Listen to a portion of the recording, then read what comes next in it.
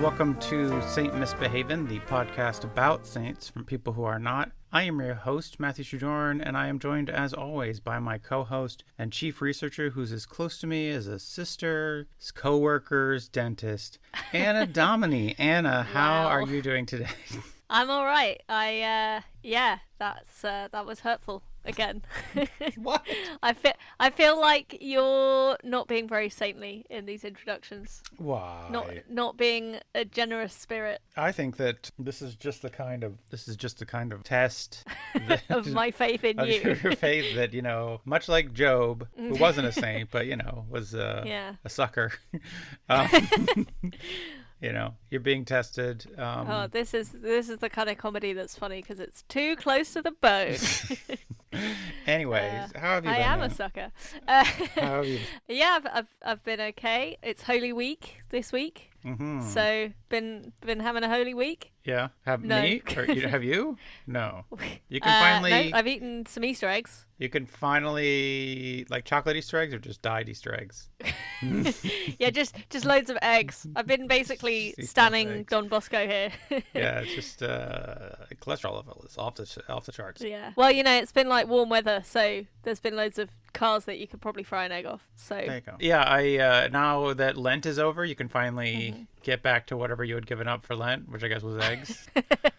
Now that you're just splurging on eggs all the time. Yeah, always it's, with the eggs. Playing havoc with my digestive system. Yeah, that's all right.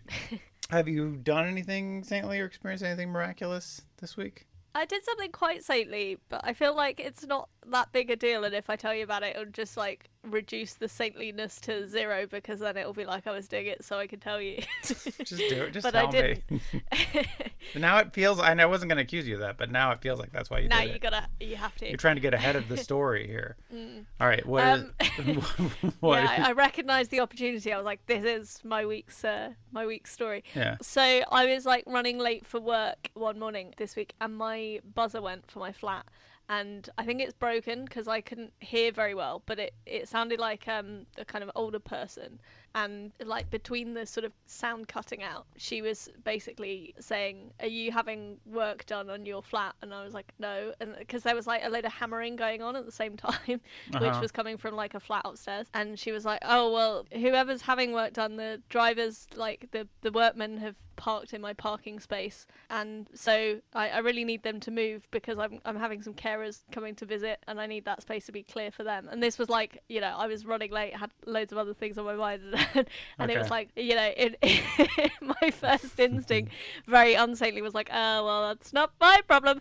But so what I did, because the intercom wasn't working very well, I just went downstairs in my pajamas and spoke to her, and she was like, "Oh, I guess I'll just have to keep buzzing everyone else." And it was like, "It's fine, I'll go." And, I went to the top of the building and I knocked on the door and I said, "Hey, can you move your van? Because the person who lives in the space really needs it." And it was very one of those things where it's I don't have any time for this, but then I did the right thing. You chose to be good. See, that's good. Yeah. You're bringing peace to your little apartment building. I mean, you could have been that lady. It's just it sounds like you've got all day, so why don't you fucking figure this out? It's she's slow getting up the stairs, and it's yeah, well, you got time. Better get started. Sounds like you don't have a job, so some of us do. No, that was very nice of you. I think that was a nice little good deed you've done for your neighbors. So that was nice. And there was an internal struggle between doing the right thing and doing the convenient thing. And doing the Anna thing. Wow.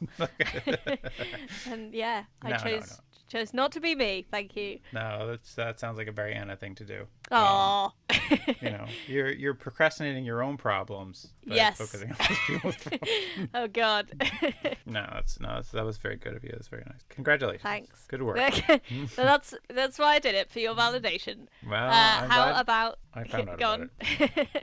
How about you? I was gonna say the miraculous thing. If you had spoken to me 2-3 days ago, I would have said to you, Anna, that the miraculous thing that happened to me is that I had a very pleasant trip to Wales. Aww. Because this Easter holiday, my wife and I, she took some vacation time, and we took our our young baby Tevish to visit some friends up in North Wales and visit there and see their new house and just kind of hang out for a few days. And we did some driving around in Wales. So the miracle is that you have friends who would actually let you stay in their house. Yeah, well, that's what I'm hearing. Maybe not again. I mean, oh God. We inflicted a baby on them, and then we got Alice got ping, or she got a message from a friend was that she hung out with her a couple days before and was like, I've tested positive for COVID, so then we had to take a COVID test. One of the people we're staying with is dealing with long COVID, so it was a whole. We were worried about. We definitely didn't want to get her reinfected. And then at some point, I don't know, then last night we were supposed to stay for 2 more days. Or we were supposed to stay, actually, we were supposed to leave tomorrow instead. But last night, Alice got sick. And so we left today, a day early. She was just nauseous. So she got ill in, I'm not blaming Wales, but it's just it was just another vacation where we got sick, which was, but otherwise we had a very pleasant time. Alice's friends are very charming. They were very nice to let us in their house. They have a very lovely house. You went to a very easy to prounce train station at one point. I did, yeah. We went to, yesterday we went on a little excursion by ourselves out to an island, Anglesey. We went out because they live in Carnforth. Carnarvon. See, it's not that easy, is it? It isn't. It's not easy, no. And then we were at Carnarvon, and we went to the island of Anglesey, and we drove around Anglesey to see some stuff, and we went to a sea zoo. A sea zoo? A sea zoo. Not an aquarium? No. Or is that you? Are you mispronouncing another Welsh word there? No. Nope. It was just a sea zoo, not an aquarium. It just makes you wonder, just we couldn't get... Do they drown the lions? The right... Yeah, that's it. It's just a bunch of lions, just wet lions. Flailing around. Flailing in a tank. Yeah, but it's kind of fun in its own way. I don't know. It just feels like they would get sued if they said it was an aquarium, so it's a sea zoo. I don't know. Right, not enough species of fish or something. Yeah, it was perfectly nice. It was a nice little sea zoo. And we walked around. We saw some fish and some cool lobsters, and that was nice. Anyways, the point is... I've never been to a sea zoo before, to be fair. That sounds it's just like an aquarium. A very novel experience. Well, went in Anglesey. But yeah, and we went to the town with the longest name in the UK and the second longest in the world. Remind me of what that is again, Matthew? Sure, I'll just rattle it off here. If I just couldn't figure out how to... No, I don't know. I don't know. It's 58 letters long. It's some nonsense word in Welsh. It's actually it's kind of, I guess it is a tourist. They've done it for the tourist trade. Right. So they just kept adding letters onto their name. Yeah, somehow it's I forget. But our friend is a Welsh historian, so he explained to us what the whole deal with it was. But yeah, when in Anglesey, visit the town with the longest name. It's fun. Did he like our episode about Saint Gwladys? I don't know if he's. I don't know if he heard it. As a Welsh historian. Yeah, actually, he asked if we'd done any Welsh saints, and I was like, "Oh, our last saint was Welsh. It was Saint Gladys." He's like, "Oh, I've never heard of her. What's her deal?" And I was like, "Oh, there you go." I don't remember. Wow. I was like, okay. She did a bunch of raids. This is why I think the problem with marketing this podcast, Matthew, is you need to believe in it. You need to be willing to buy what we're selling. I see. I mean, you are one of our Patreon subscribers. I believe in. I'm putting put your money where your mouth is. Anyways, so we got a bit of feedback on that episode, by the way. One of our listeners, who's also a friend of mine, shout out to Lena, texted and said, "I'm pretty sure I'm listening to you doing a hate crime right now." So with all the pronunciation, so oh well. Maybe your historian friend won't enjoy that. Yeah. I think she was using you in very much the plural sense. Oh damn! Well, that sounds about right. You've been incriminated here. Yeah. So, and I apologize for the audio on that episode, the last episode. So yeah. So the point is, we had a nice visit up into Wales until we didn't, and we got sick again. And the lesson here is we're just never going on vacation again, because the last 2 times we've gone on vacation, not worth it. It's resulted in horrible stomach ailments, and so let's just stay at home forever, guys. Don't even. It's pointless. I mean that should have been our message 2 years ago. We're institutionalized now. We've acclimated ourselves to the indoors, and if you try and leave, just have an allergic reaction. Anyways, so Anna. Mm-hmm. Today is April 17th, 2022. It is. Who is Happy Easter. Today's saint? What is Easter, isn't it? Well, yeah. Have you heard of the patron saint of eggies? No, I'm kidding. It's not that. Is it Jesus? I mean, I feel like I could probably do an episode about Jesus. Nah, He's got I more didn't do very miracles than much. everyone else, but like his relic's probably too old to be still around. No, today's saint is Kateri Tekakwitha. I'm sorry. So Terry Katakafa? What are you saying? Wow. Kateri Tekakwitha. Tekatwika, right? Sure. All right. What? It's a Native American name. Oh, okay. So here's an opportunity for you to do more horrible, offensive crimes. Nope. Declining on that. Okay. Yeah, so she was around in the late 17th century. Okay. And yeah, she is our saint today. No exact dates on that 17th century? Yeah, so she was born in 1656. Oh, okay. But if I say the year she died, it'd be like a spoilers. Will it? Okay. Well, I mean, I guess, okay, fine. So she was around from 1656 to 1680. So, see? Not very old. That's what Oh, I'm okay. saying. I was like, the year of the Pilgrims. I know that was 1620. Doesn't matter. So, or 1640? I forget when. Anyways, and she was in America, you say? Mm-hmm. Yeah. Neat. So she was born 1656 in the Mohawk village of Ossinon in northeastern New York State. Hey, okay. I don't The know why I said it village- like that. Like, yeah, let's go Bills. I don't know why. I'm like, I don't. Northeastern, Utica Yeah. is gorgeous. I forget it. Doesn't Okay. matter. They used to have all these stickers. This Utica is gorgeous, but it's spelled like gorges Very because nice. they had a lot of gorges there that apparently were very nice to look at. I see. Anyways, Good wordplay from them. yeah, quality well- work, Utica. So where is Ossinon, I hear you ask? I did ask that, yes. Yeah. Well, it was destroyed in a punitive raid in retribution for the killing of French missionaries around 10 years later. So after that point, its exact location became uncertain. Okay. But research has placed it approximately 9 miles west of the current hamlet of Orisville in New York State. Where they invented Orizos, the much less successful sandwich cookie that was sued out of existence by the Nabisco Corporation. So French, wait, did you say French missionaries? Yeah. Oh, well, that's really doing God's work there. Just annihilating a village. Great work. Yeah. It's going to really win you a lot of converts. Yeah. So Tekakwitha was the daughter of Keneronqua, who was a Mohawk chief, Okay. and Kahenta, who was an Algonquin. Algonquin. Algonquin. Yeah, thank Algonquin. you. An Algonquin woman who'd been captured in a raid, but then adopted and assimilated into the tribe. We're on a real raid theme this last 2 episodes. Just being kind of folksy, I guess. So Kahenta herself had been baptized Catholic and educated by French missionaries in the Trois-Rivières, east of Montreal. So she'd been captured and taken to what was their homeland, Ossinon. So she was captured by the French missionaries. No. She was educated by French missionaries, Oh, okay. captured by the Mohawks, but then eventually married the chief. Oh, this is her mother. Okay, sorry, I was confused. Yeah, Okay, yeah. yeah. Sorry, just a bit of family tree, Okay. I guess. So Tekakwitha was the first of their 2 children, and she had a brother as well, a young brother. Didn't do anything with his life. Well, you'll see why in a sec. Okay. So, but my point is, even across the pond in the in the US, we still have a saint being born into privilege in a way because she was the daughter of the chief. I guess, but I mean, yeah, okay. I don't know if it's the best time to be the. Anyways, doesn't matter. Okay, forget it. Yeah, I see what you're saying.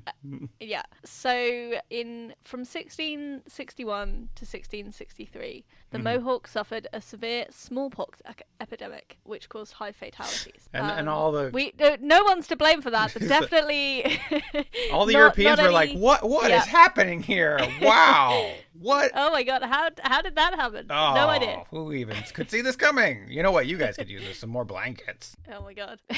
So Tekakwitha was around 4 years old, and she got smallpox, as did her baby brother and both of her parents, who died. Oh. So she survived, but she was left with facial scars and impaired eyesight. Wait, her parents name- and her brother both died? Yeah. Oh, wow. Oh, And she didn't. sad. Yeah. So hope you feel bad for saying her brother did nothing with his life. Now I do. I should have seen that coming, and I don't know why I didn't. I'm an idiot, really. I'm an idiot for so many reasons, but that's not the least. That's least, not least among them.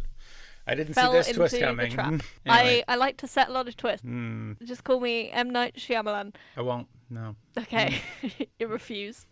So, yes, Tekakwitha means she who bumps into things, or one who walks groping for her way. Oh, that's awful! What? Who would do that? Well, I don't know.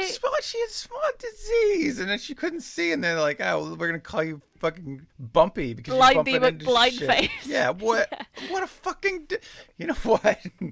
These people are dicks. There's some real dick tribe. Wow. Here. Okay. I'm sorry. I'm just like they could have come up with what a awful name. To be fair, I don't know what her name was before she was 4, so maybe it was like a prescient thing. I don't know. No, yeah. But traditionally, she is said to have been left in darkness so she could better see God's light. So, there you go. So, Great. So there's an upside. Wait, so she could barely see, and then they were like, well, let's just leave her in a dark room then? Or God will help her. Is being left in darkness, is that a metaphor for her not being able to see? Yeah. Oh, okay. They weren't like, well, you can't see anyway. Well, as long as you can't see, I guess we'll just keep you in this basement. Out of sight, out of mind. It's the thing that's best for all of us. Frankly, your blindness creeps us out. Wow. That's them. They're the ones who call her. What'd they call her again? What's it mean again? One who bumps into things. Yeah. What the fuck? Or the one who walks groping for her way. Yeah. Bunch of jerks. It's not a great nickname. It's not a great name. I feel like I've touched a nerve though, Matt. Were you bullied for wearing glasses? No. Well, maybe, yeah. But, like, that's not the point. The point is, like, I don't know. You sometimes you hear Native American names and they're like, they're about some great quality that the person has, and just to be like, I don't know, you fucking blindy over here, like that's so fucking. Anyways, whatever. I'm sorry that it wasn't a good name with a nice meaning. What are you gonna do? Anyways. Well, she made the best of it. Mm-hmm. So she was adopted by her father's sister and her husband, who was a chief of the Turtle Clan. Ooh. Leonardo. Yeah. Yes. Go on. You look like you're No, about I got to say nothing. Go ahead. Okay. Well, that was one shell of a pause, so I thought you were about to say something. Don't do that. Wow, okay.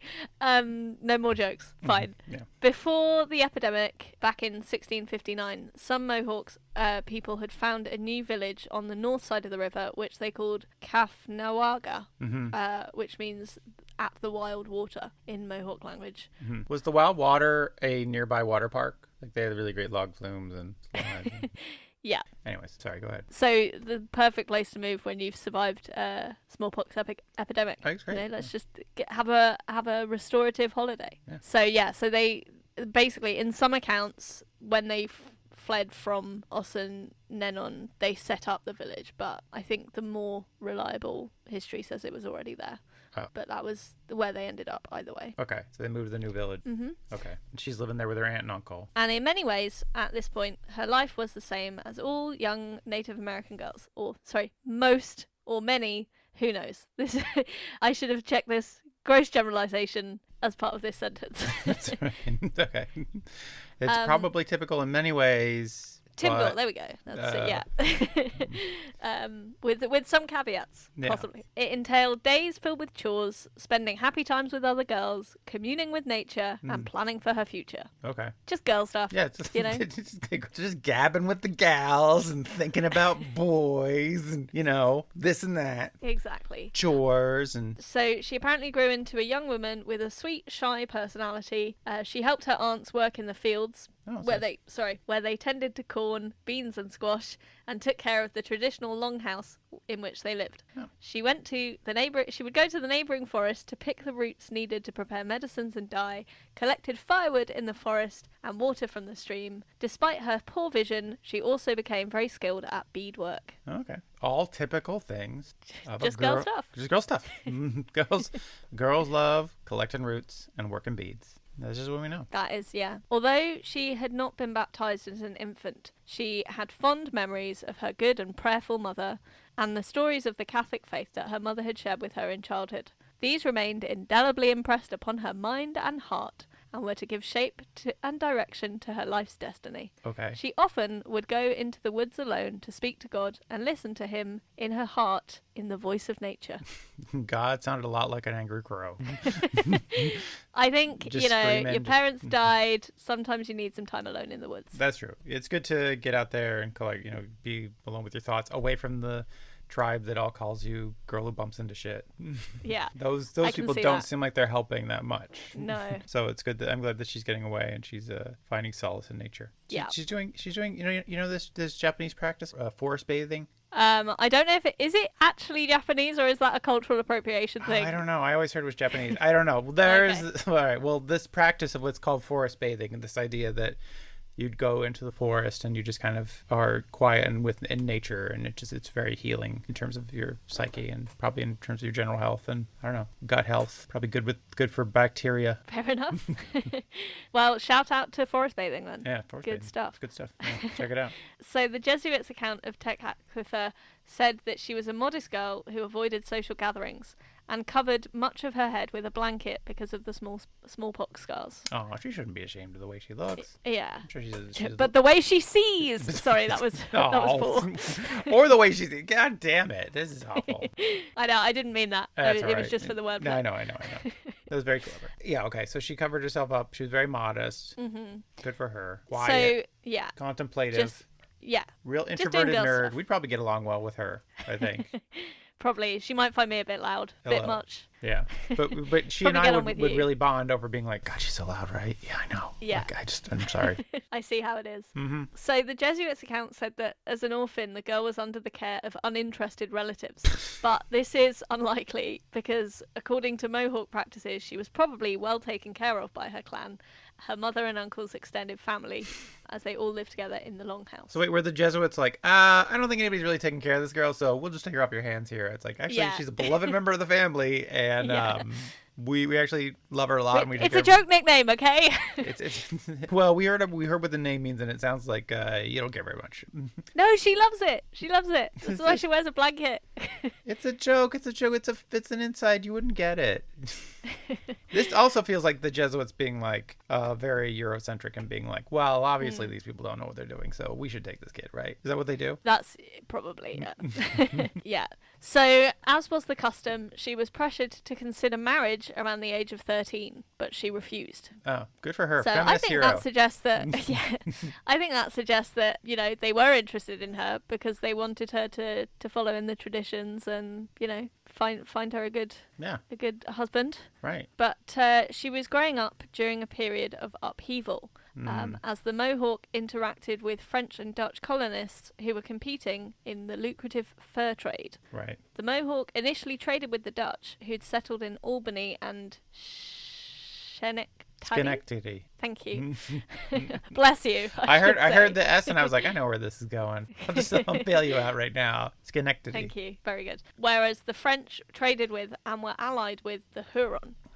But trying to make inroads into the Iroquois territory, the French attacked the Mohawk in present-day central New York in 1666. After driving people from their homes, the French burned the 3 Mohawk villages on the south of the river. Oh, so this is about her hometown, I guess.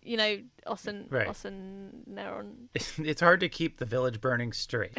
Frankly, it's not a great time. Yeah. So, they destroyed longhouses, wigwams, and the corn and squash fields. Oh. So Tekakwitha was around 10 at this point, and her new family had to flee into the forest, which, she would have liked. She liked spending time there. Well, I think she likes to be in the forest on her not terms. With everyone, though. Yeah. But not necessarily as a response to what the French are doing. That's true. I think that makes it less fun to go to the forest when you're screaming. Well, now I don't want to go. Screaming ahead of a wall of flames and angry Frenchmen. Yeah. Yeah. That's fair. That makes sense. After defeat by the French forces, the Mohawk were forced into a peace treaty that required them to accept Jesuit missionaries into their village. Yay! What a win-win This is for what them. Jesus wanted. Violence. Yeah. What another banner day for Christianity. We've beaten another people into submission. Yeah. Look, you wanted me to find a saint. This whole thing is like, It's not great. None of it's great. None of it's good. None of it's good. Doesn't, I'm hoping she turns it around. I got nothing against her. I'm really rooting for her. Rooting for her. Excellent. But I'm worried about everybody around her. I feel like nobody else around her has They seem like bad guys. Yeah. I mean, from her passive aggressive tribe to the openly aggressive French, I'm not really stoked for any. As an introverted person, would you say that the open aggression is worse or better than the passive aggression?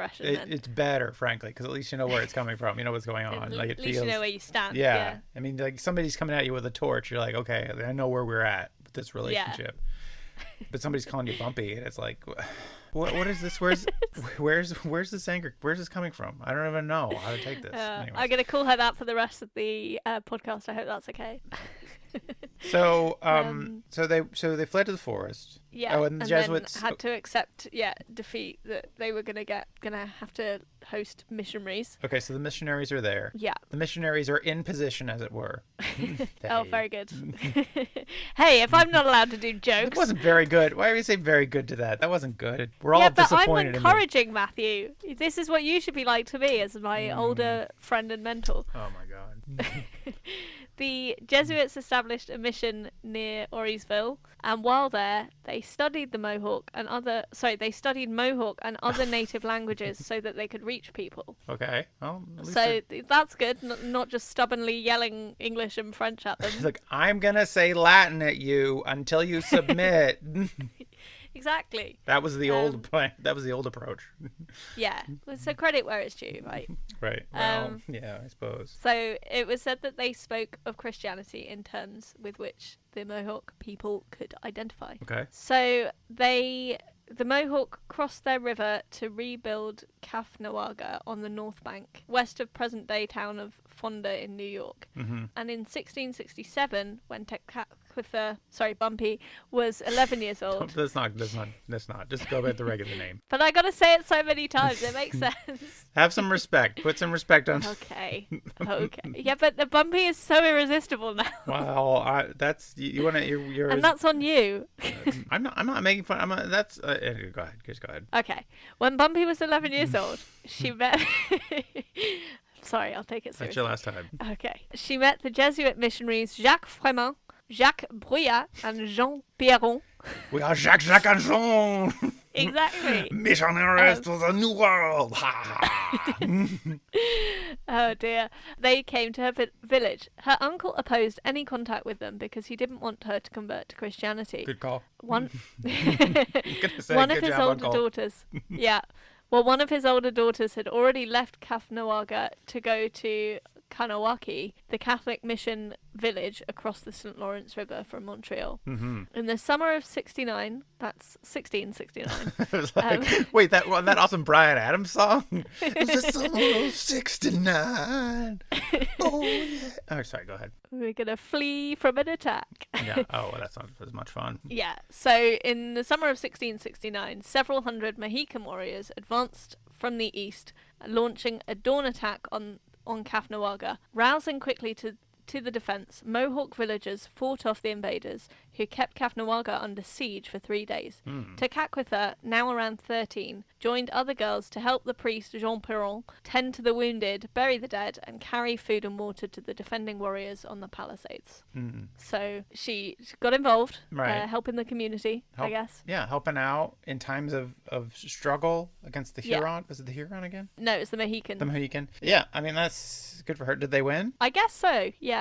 They repelled the Mohican. Yeah, they did drive them back. Good work, everybody. So later that year, the Iroquois Feast of the Dead, which was held every 10 years, was convened in the village. Oh. The remains of Tekakwitha's parents, along with many others who had died in the previous decade, were to be carefully exhumed so that their souls could be released to wander to the spirit land to the west. This feels unhygienic.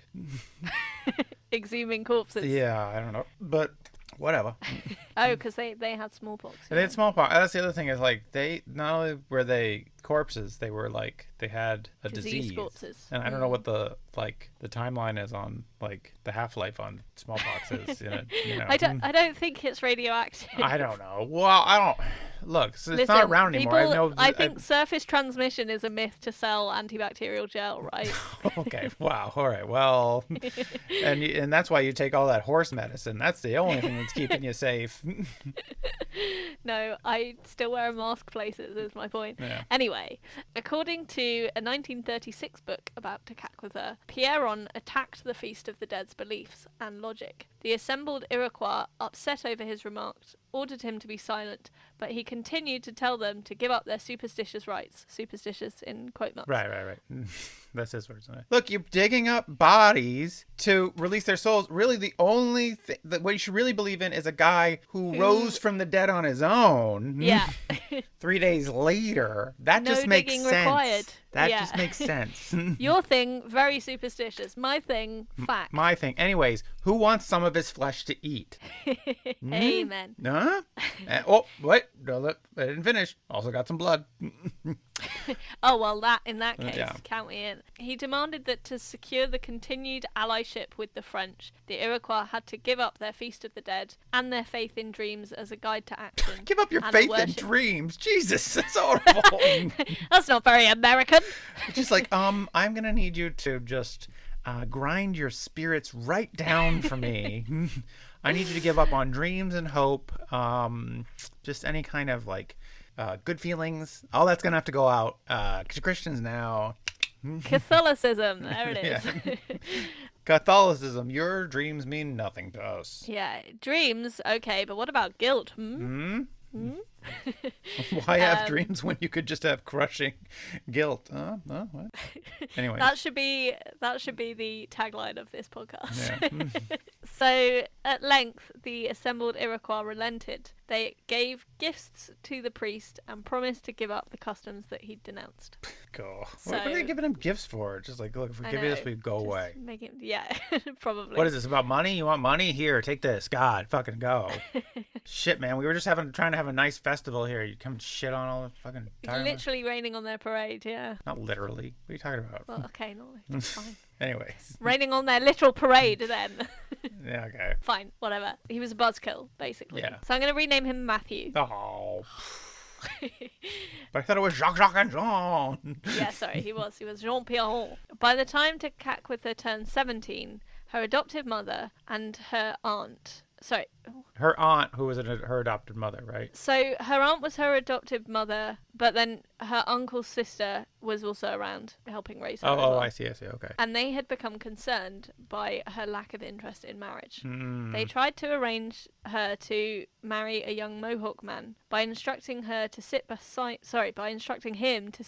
her, and indicated to Tekakwitha that the young man wanted to marry her. Accordingly, they pressured her. Of course he wants to marry you. He sat next to sitting you. right there. He's right next to you. Come on. You're 17. You're not getting any younger.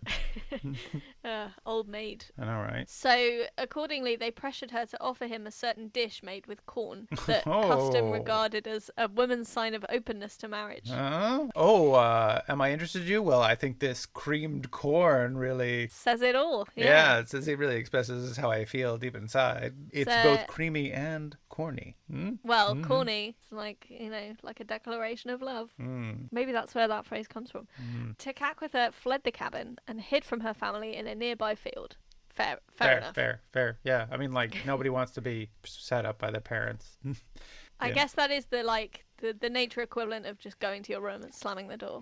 Just go and hide in a field. It's like, you know what? It's so nice you're sitting next to me. I'm just going to run and get some corn, if you know what I mean. And then she just ditched it. So she is said to have been punished by her aunts with ridicule, threats, and a harsher workload. But she continued to resist marriage, and eventually her aunts gave up their efforts. Okay, yeah. I mean, eventually, you keep inviting somebody to the party. If they keep turning down invitations, they stop getting invites, right? So that's... But, being just harassing her didn't work. Yeah. So nothing else to try, really, at that point. Yeah, I mean, I don't know. I guess I get that. She's an independent woman. She wants to do her own thing. She doesn't need a husband. She doesn't need a husband. Well, I'm afraid she does. Doesn't want But one. it's the one in the sky. Christ. Oh yeah. Exactly. Yeah, that guy. Sorry. Who? Oh yeah. Yeah. Oh, that guy. Jeez. Yeah. So one day, Jesuit priest named Jacques de Lamberville Another was Jacques. visiting the village. Guys, there's a third Jacques. Woo!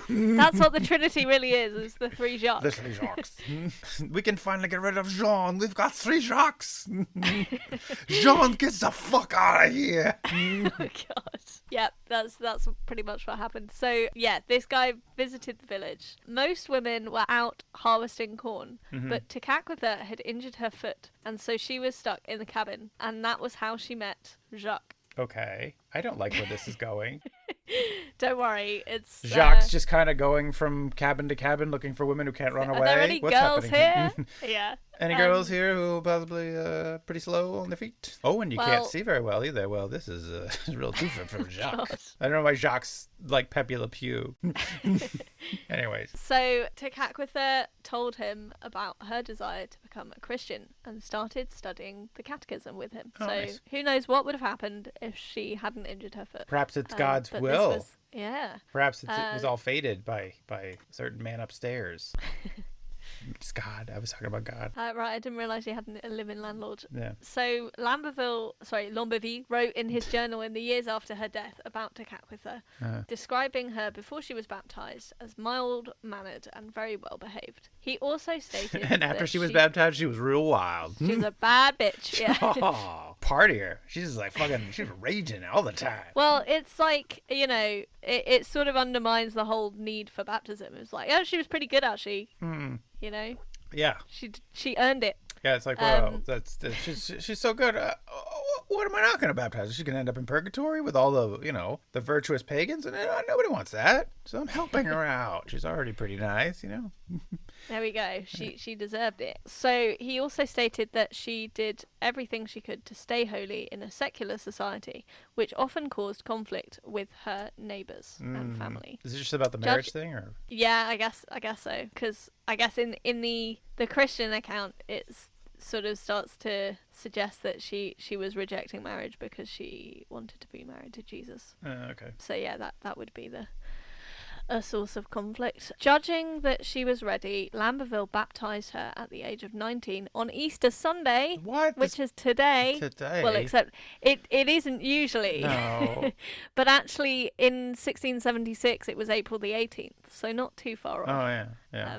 That's Because like- it could have been like months forward or behind. I've never I've never figured out what's up with Easter. It's kind of mad. Where it just floats around so crazy, Yeah. So she was named Kateri, which is the Mohawk form of the name Catherine, after Saint Catherine of Siena. But, surprise, surprise, her family did not accept her choice to embrace Christ. Oh, just come on, just one thing with I this mean, girl. they seemed so supportive before. I know, just like, can you give this girl one goddamn thing? I'm not super into it either, but fucking hell, man. Like, you guys are just so down on everything she does. Every decision she makes is wrong. I'm just really upset. I'm sorry I've told you this upsetting tale. Oh, it's upsetting in a lot of ways. So after her baptism, she became the village outcast. I mean, again, she already wasn't like super incast, I guess. I know, but no more gabbing with the girls. Yeah. Had to collect roots on her own Refused now. beadwork. Yeah. Her family refused food to her on Sundays because she refused to work, which is not good. Not cool. And children would taunt her and throw stones. Oh, come on. She was even threatened with torture or death if she didn't renounce her religion. Oof, that's not cool. No. So really crappy family. Yeah, they really turned on her there. I'm seeing where the Jesuits are coming from now. It's just like that they don't, like, you don't care about Oh God, well, I'm sorry that I made you more sympathetic to the church. Yeah, that's a real dick move on your part. This is the thing I'm most upset about. Like, now I'm on the Jesuit side. Because of increasing hostility from her people, and because she wanted to devote her life to working for God. In July 1677, she left her village and fled more than 200 miles through the woods, rivers and swamps to the Catholic mission of St. Francis Xavier at Sault Saint Louis near Montreal. Okay. Her journey through the wilderness took more than 2 months, and because of her determination in proving herself worthy of God and her undying faith, she was allowed to receive her first Holy Communion on Christmas Day that year. Oh, that's nice. So I guess they were like, wow, you really are committed to this. Well, you came all the way, really. Wow. Well, I guess the least we can do is give you a bit of bread. I mean... a bit of flesh. Yeah, seems like you're into this. Welcome to Canada, I guess.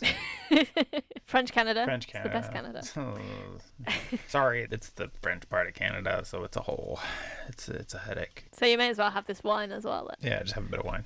That's how we do in French Canada.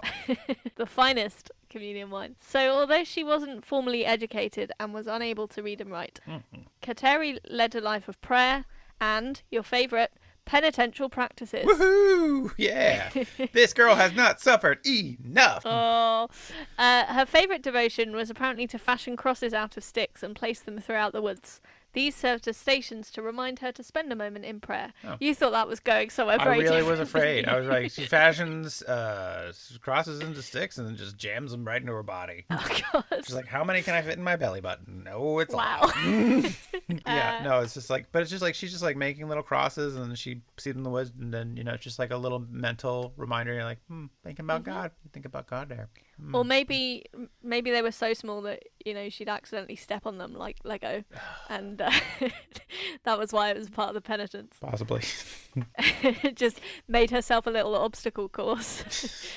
She actually integrated some of her Iroquois culture into her penitential practice because the Iroquois had their own ascetic practices, which in many cases exceeded the severity of European Catholic penances of the same time. Really? Yeah. All right. Well, I'm about to be impressed, I assume, because it's really, I'm like, okay, because I've heard a lot of I know you love a good penitence tale. No, I just feel like so... you've told us, you've told me so many different horrible penance, the different. Yeah, European your bar is quite high for. Yeah. So I'm like, fucking impress me. Like, let's hear it. So, yeah, reality TV show ideas. So you think you're in pain for Christ? All right. Like, oh, I've heard of this one before. It's a no from me. Yeah. America's Next Top Penitent. Yeah. She was said to have put thorns on her sleeping mat and lain on them while praying for her relatives' conversion and forgiveness. Piercing the body to draw blood was a traditional practice of the Mohawk and other Iroquois nations. She also followed a restrictive diet and would add undesirable flavourings to her food. Now, you definitely have heard that one before. That was definitely, yeah. Well, it's like I hate mustard, so... This is for Jesus. All of this mustard, the whole jar, just for Jesus. Oh my gosh. Priests in the community discouraged her in these acts due to their negative impact on her already poor health. Yeah. So, at least they were kind of looking out for her, I guess. Hey, no, don't... Look, you cannot put so much mustard on this food. Yeah. It will ruin it. We are French. The food is very important to us. And here you put mustard on it. Oh, no. This is an affront. Yeah, I do love in every story there's one person who's just like, come on, don't. And they should be the saint, really. Why you don't do this. Don't do this. Come on. You don't. You don't have to do this. No one's asking you to do this. And it's bad. It's actively bad for you. Yeah, but it's what Jesus wants. I don't think it's what Jesus wants. Well, several other people I read about did it, and now they're saints. So, makes sense. Well, I can't argue with there. Well. During this time, she developed a strong friendship with another young woman called Marie-Thérèse Tekakwitha. The two women broached the idea of forming a native religious order, but the Jesuit missionaries rejected the suggestion on the grounds that it would be too stressful for Kateri because her health was too fragile to deal with that. All right, what if I cut down on the thorns in my bed? Then can I have my own convent? Yeah. On March 25th, 1679, Kateri made a vow of perpetual virginity, meaning that she would remain unmarried and totally devoted to Christ for the rest of her life. Oh, I thought it was like a perpetual motion machine. Like it puts out more virginity than it puts in. How does that work? I guess converting people. Am I right? Yeah. Well, I mean, like perpetual motion machines. There are certain laws of thermodynamics that you can't violate in getting perpetual virginity. It's just an impossible concept. That checks out. Yeah. Fair enough. Around Holy Week of 1680, friends noted that Kateri's health was failing. When people knew she had but a few hours left, villagers gathered together, accompanied by... Wait, how did they know she had a few hours left? Like, what? I guess it's just fading. I don't know. Like, Yeah. oh, this one's on the clock, guys. We Reckon it's a couple of hours left. We may as well get the priests in. Kateri, we have a betting pool going, so if you could die in 4 hours, I'd really win. That'd be really great. So the villagers gathered together, accompanied by priests called Chetier and Cholonais, the latter of whom provided her last rites. She died around 3 p.m. on Holy Wednesday, April 17th, 1680. That's today. At the age of around 24. No, that's sad. In the arms of her friend Marie-Thérèse. Okay. And Chetier reports that her final words were, "Jesus, Mary, I love you." Okay. Which, if she was going to them, she could have just saved that for them. She should have told those guys she loved them. Just like that. You don't need to tell me you're about to tell them in person. So, also, can I say I don't want to write too much fan fiction here, but what was going on with her and Mary Therese? I was like, what's with that relationship? They were very close. They're very That's close. all we know. This is the thing. I feel like nunneries were just like where you went when you were just like, actually, I think I like to just hang out with women for reasons that I don't really feel comfortable explaining to you right now. Possibly. Obviously, as a Catholic report, there are no details on that. Right. Can neither confirm or deny. Mm. But after her death, people noticed a physical change, which often happens when you die. Bad smell. Horrible smell. It's got a lot of thinner, a lot more liquidy too. No, as Cholonais later wrote, her face, so marked and swarthy, suddenly changed about a quarter of an hour after her death, and became in a moment so beautiful and so white that I observed it immediately. Oh God! Oh no! What? I haven't read that quote properly through. Hey, she turned white. All right, what a win for it's a God! sign she's in heaven. Oh God! She's clearly chosen by God because she's white now, the best color. Oh God! Jesus Christ! Well, so in other accounts, it just says that her smallpox scars were said to have disappeared. All right. Well, why does that have to happen after she dies? Like, I know. It's just... It's like this is the worst. Like, because we've talked about how all the time with saints, especially female saints, they're like always mention how attractive they are. And this is the first one that's like possibly not a perfect 10, as apparently all the others were. I'm sure perfectly lovely lady, and then they're like, but then in death she was hot. Oh God! It's like, well, that's so they can sell relics to creepy people who want to visit her grave. Right? I mean, it's just like, it's like, I mean, when she was alive, I wouldn't, but now that she's dead, I don't know. God! Oh no! I'm like, what's going on? Why would girl? you say it like that? That's what they're saying. That's what it feels like they're saying. They're saying like in death. The hotness. Anyways. Yes. So she purportedly appeared to 3 individuals in the weeks after her death. Her mentor, Anastasia Tegonhatsiongo, her friend Marie-Thérèse, and Chetier, who sort of later became her first official biographer. Oh, okay. Wrote a biography of her. That's handy. Just show up and well, yeah, it's good to have a primary source, I guess. Yeah. I mean, that's the thing. It's like, hey, you're gonna want to write some of this stuff down. So I meant to. There was a lot of stuff I meant to tell you before I died. I was 24, so I wasn't really expecting it. Well, apart from when her friends knew exactly the hour. But yeah. So the Jesuits turned her bones to dust and set the ashes within a newly rebuilt mission chapel, they turned symbolizing her bones to dust. Yeah, I guess through cremation, not grinding them up. I was just, I don't know. Like they got a big mill and they're just like, oh God, this is our bone mill. Yeah, this is just yeah. And here is the altar, and over here is little machine we like to call the bone cruncher. And then here's the bone mill. Yeah, that's for milling our bones. No human bones. Yeah. So this symbolized her presence on Earth, and her remains were sometimes used as healing relics. Okay. Wait, but weren't they in the building? Yeah, I guess maybe they would just go and get a few, just dig them up, or maybe there was residue on the bone mill. Yeah. So they would be used as healing relics. So does she have a lot of miracles after her death, or? She does. So there was a Protestant child captured by natives called Joseph Kellogg in the 18th century. A Protestant child. And the Catholics were like, they can go right to hell. Well, actually. So he was eventually returned to his home, but 12 months later he caught smallpox. The Jesuit helped treat him, but he wasn't recovering. They had relics from Tekakwitha's grave, but did not want to use them on a non-Catholic.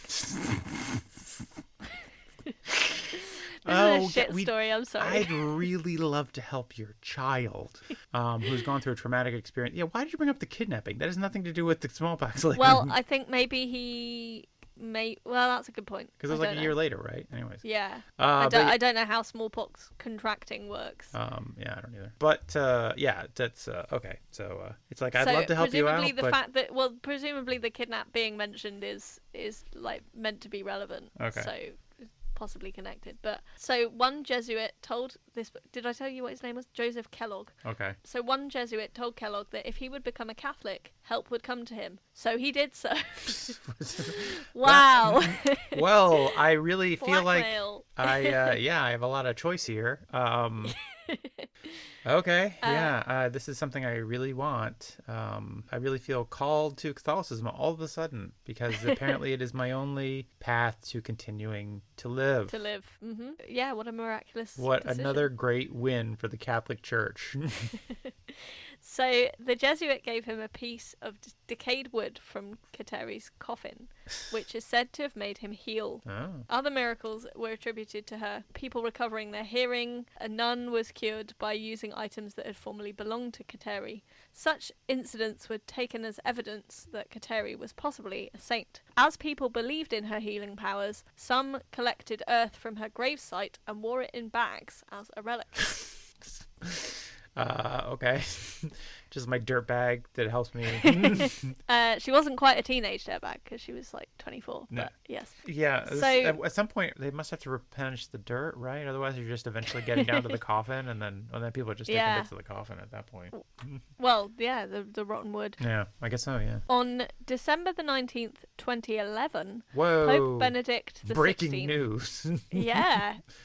I mean, fuck, that was like 11 years ago now. Yeah. But Pope Benedict the 16th approved the second miracle needed for Kateri's canonization. The authorized miracle dates from 2006, when a young boy in Washington state survived a severe flesh-eating bacterium. Oof. Doctors had been unable to stop the disease's progress through surgery and advised his parents that he was likely to die. He even received the sacrament of the anointing of the sick from a Catholic priest. As the boy is half Lummi Indian, his parents say they prayed to Tekakwitha for divine intercession, as did their families and friends, and an extended network of people contacted through the boy's classmates. Right. A nun called Sister Kateri Mitchell visited the boy's bedside and placed a relic of Tekakwitha, a bone fragment, against his body and prayed together with his parents. The next day, the infection stopped its progression, and he was healed. This is actually useful to know because flesh-eating bacteria is something that I'm really afraid of. Are you really worried about? This is why I don't go swimming in lakes and rivers and stuff. You get flesh-eating bacteria, it'll eat your flesh. Well, just order some relics and you'll be okay. Yeah. Yeah. I got to remember these Tekakwitha relics. Yeah, exactly. Just wear a dirt bag and you don't even need trunks. Yeah, there you go. Just wear that as like a kind of sporran when you're in swimming. Anyway, sorry to our listeners for that image. my dirt bag's like washing away. No. Now the flesh-eating bacteria will get me. Nothing to protect me from the... Get out of the water, everybody. There's nothing to save us now.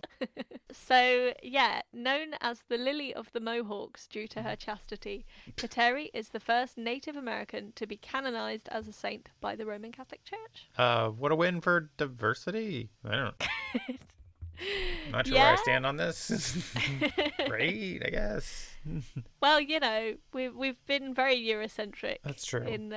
In our tellings, so. But yeah, I mean, it's nice that we took some Eurocentrism to the indigenous peoples, the First Nations. It always works out so well. Of America and Canada. That's hooray. Good. Well. Nothing but, man, let me look at the scoreboard here. Catholic Church, 1 million.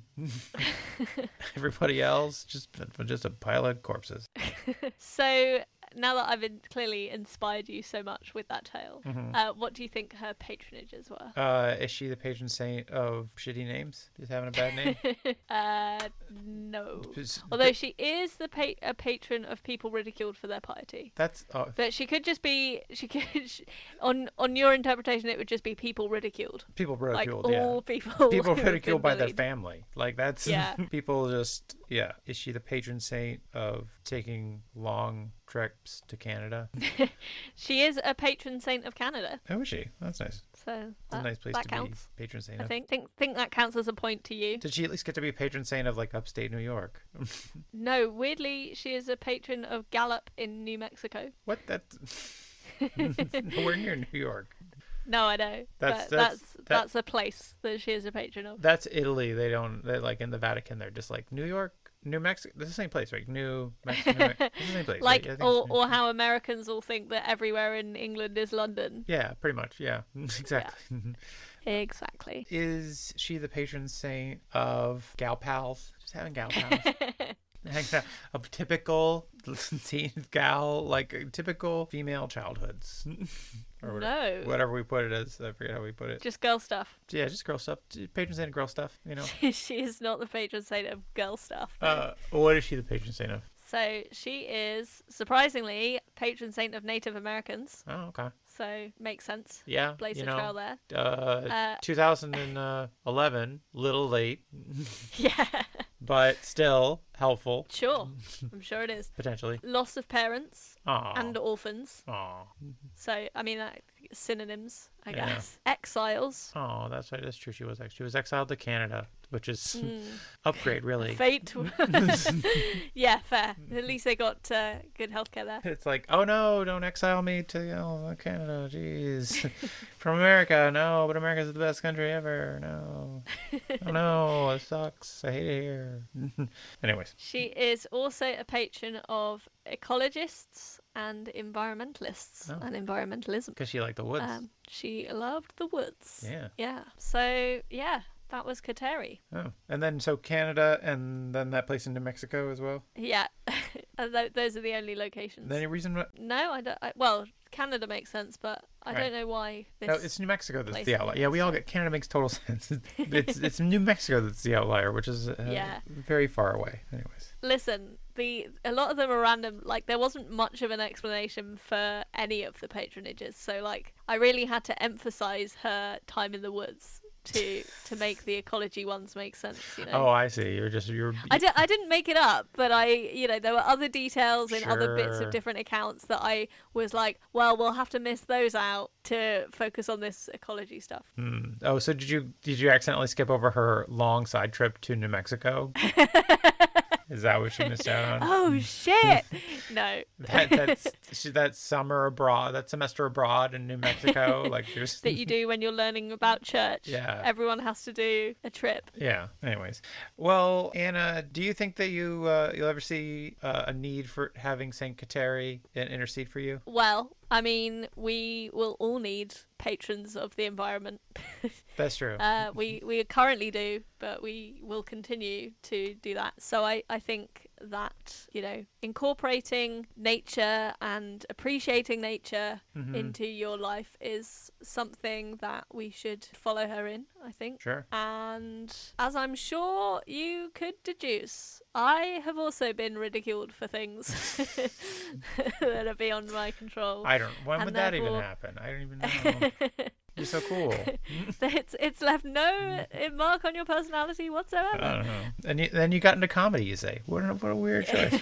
Yeah, I think, in that she is an inspiration there. Yeah. I think, if my home was ever on fire, which, looking more increasingly likely every day with this war that's still happening, then, fleeing to a field, possibly the best move. Yeah, So she might be one to look for, for inspiration. I think as someone who has been ridiculed for my silly name, I can appreciate. I feel like that. Yeah, if I get further ridicule for my boring first name, my absurd middle name, or my difficult to pronounce last name. What's your absurd middle name? You don't know my middle name? Oh, go on. Tell us on the podcast. It's Honeywell.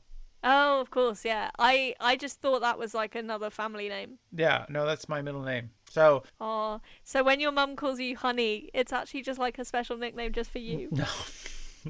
So I can remember, I also have a shitty family that gave me a crappy name. So I don't know. And I passed that name down to my son. No, I like my last name, but just nobody. It's always. Often I will be like, I got to the finals of a comedy competition and I was feeling pretty good about myself. Shut up. And then the MC mispronounced my name. So that really brings you down. And then a much more famous podcaster plugged my other podcast and also mispronounced my name. Oh no! On his show, which was it was just like it's a real emotional roller coaster. Yeah, that it's one. Real emotional highs and real lows for all at once. But it really keeps you, you kind of average it out and it keeps you humble. Yeah, I think that's definitely. everything about it. Anyways, well, Anna, thank you for bringing me the tale of this nice young lady who didn't deserve all the shit she got. Yeah. And I hope was happy, hanging out with the Jesuits. I guess she achieved her ultimate goal in the end. Which was? Just, be with Jesus. Yeah, just being with Jesus. Yeah. Not having to get married, not have to fill society's roles. Yeah, I feel like nobody had her best interest at heart, but I feel like she made the best of it. Made the best of it, I think, hopefully. So, anyways. But fascinating. Interesting tale for this Easter Sunday. There you go. Well, yeah, thanks for listening. Yeah. And have a very blessed Easter day. Okay, bye. Bye.